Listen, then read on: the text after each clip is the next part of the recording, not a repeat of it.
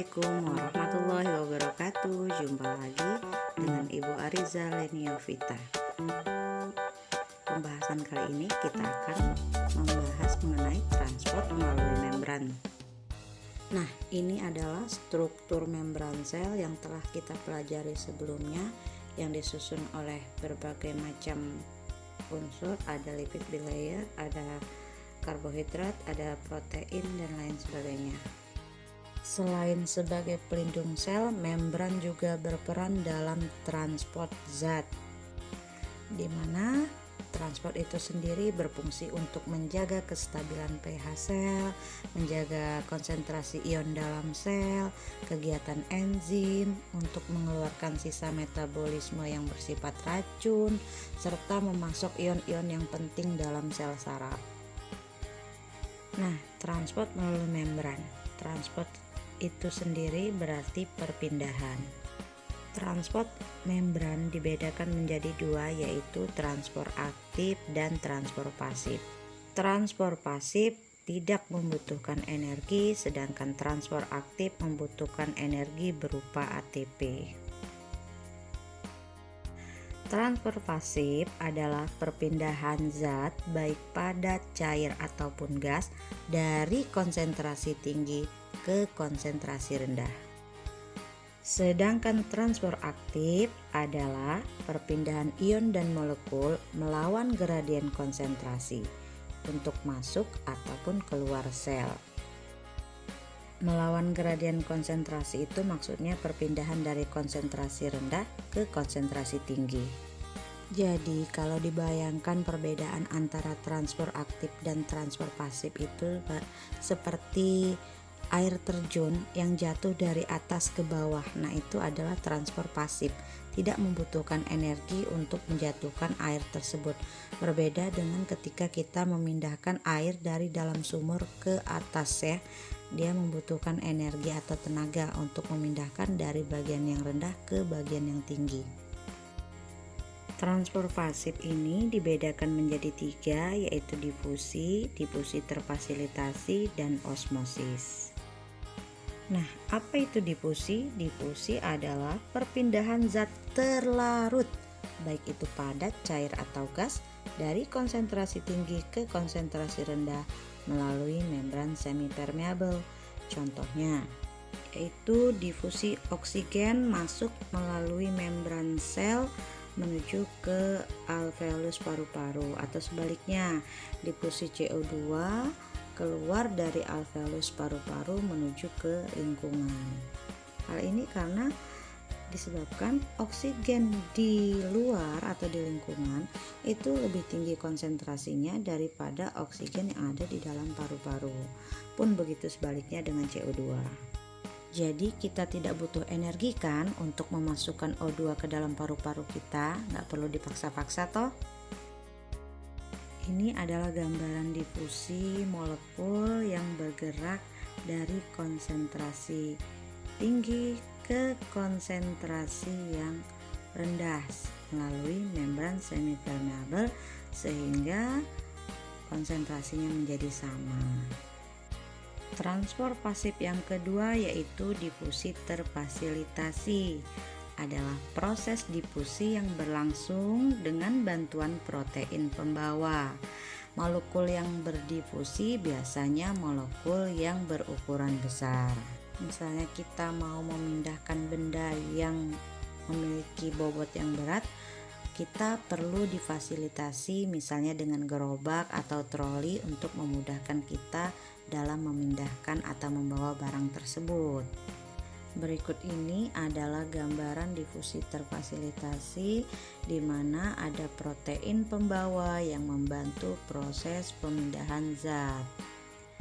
Misalnya terjadi pada bakteri Escherichia coli atau E. coli yang diletakkan pada media laktosa. Laktosa ini susu ya. Nah, membran E. coli ini bersifat impermeabel sehingga tidak bisa dilalui oleh laktosa. Nanti laktosa ini akan dibantu oleh enzim permease sehingga dapat melewati membran sel E. coli.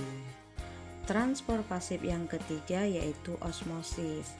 Osmosis adalah perpindahan zat pelarut. Nah, jadi yang berpindah pelarutnya ya, cairannya, dari larutan konsentrasi rendah atau hipotonis ke larutan yang berkonsentrasi tinggi atau hipertonis. Tentunya melalui membran semipermeabel sehingga tercapai keseimbangan konsentrasinya atau disebut dengan isotonis. Contoh nih, beli rujak sudah berjam-jam, lama-kelamaan rujaknya menjadi encer atau cair ya bumbunya, karena cairan atau pelarut yang ada di dalam buah akan keluar menuju ke bumbu rujak yang berkonsentrasi tinggi atau lebih pekat. Ini adalah gambaran osmosis, gambar before-nya sama pelarutnya ya, airnya sama tapi afternya pelarutnya berpindah ke bagian yang sebelah kanan. Jadi pelarutnya berpindah dari bagian yang tidak pekat atau hipotonis ke bagian yang lebih pekat atau hipertonis. Misalnya proses pemasangan infus pada pasien atau penyerapan air dan unsur hara dari dalam tanah oleh akar rambut. Nah, itu merupakan peristiwa osmosis yang sering terjadi atau sering kita temukan dalam kegiatan kita sehari-hari. Selanjutnya kita akan membahas mengenai transport aktif yang disusun atas pompa ion, kotransport, endositosis, dan eksositosis. Pompa ion adalah transport ion melalui membran dengan cara pertukaran ion di dalam sel dengan ion di luar sel. Pompa ion ini dibedakan menjadi 3 jenis, ada uniport, simport, dan antiport. Uniport terjadi antara suatu jenis zat yang berlangsung secara searah, sedangkan simport terjadi antara 2 zat atau lebih yang berlangsung secara searah, dan antiport terjadi antara 2 zat atau lebih yang berlangsung berlawanan arah. Nah, ini adalah gambaran uniport yang satu jenis zat dan satu arah, simport itu 2 jenis zat dengan satu arah, dan antiport dengan jenis zat yang berbeda dan berbeda arah. Misalnya pompa ion Na dan K. Na ini natrium, K itu potasium. Di sini kita lihat Na yang berasal dari dalam sitoplasma akan berikatan dengan protein dan merangsang fosforilasi ATP. Fosforilasi ini akan menyebabkan protein berubah bentuk sehingga Na jadi keluar. Ketika Na keluar, maka K masuk dan diikat oleh protein tersebut. Ikatan K ini akan merangsang dilepasnya kelompok fosfat yang tadi berikatan ketika terjadi fosforilasi ATP. Hilangnya fosfat akan mengembalikan protein ke bentuk semula sehingga K-nya dilepaskan di dalam sel, dan siklus ini akan terus berulang. Transport aktif yang kedua yaitu kotransport. Kotransport adalah transport aktif dari zat tertentu yang dapat menginisiasi transport zat terlarut lainnya. Kotransport ini dilakukan oleh 2 protein transport dengan energi berupa ATP. Contoh kotransport misalnya pompa proton H+ yang menggerakkan transport sukrosa pada sel tumbuhan. Nah, ini adalah ilustrasi kotransport, di mana di sini kita lihat ada ion H+ yang berasal dari dalam sel dengan menggunakan energi berupa ATP akan keluar melalui membran sel dengan melalui protein proton dan akan masuk kembali ke dalam sel membawa sukrosa melalui protein yang berbeda.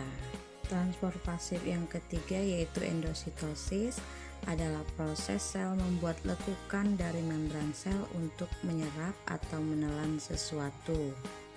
Endositosis dibedakan menjadi 3, yaitu fagositosis apabila berupa zat padat, pinositosis bila berupa cairan, dan endositosis yang diperantarai oleh reseptor.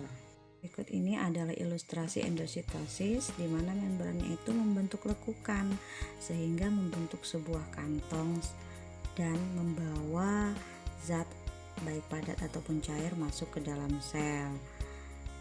Endositosis yang diperantarai reseptor itu misalnya kuman atau penyakit yang masuk ke dalam tubuh kita akan ditelan oleh sel darah putih dengan cara makrofag ya, dan itu sudah memiliki pengenal tersendiri atau reseptor tersendiri, sehingga kuman yang pernah masuk ke tubuh kita, misalnya virus cacar, gak akan datang ke tubuh kita kedua kalinya karena tubuh kita sudah punya imun tersendiri, sudah ada reseptornya, sudah ada pengenalnya.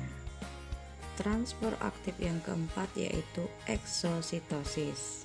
Eksositosis adalah proses sel membuat kantong membran sel internal untuk membuang suatu molekul atau zat yang terlalu besar sehingga dia cukup sulit untuk melalui membran sel ini. Jadi perlu metode yang berbeda, yaitu eksositosis. Ini adalah ilustrasi eksositosis di mana cairan selnya keluar ya. Sedangkan endositosis ini masuk ke dalam.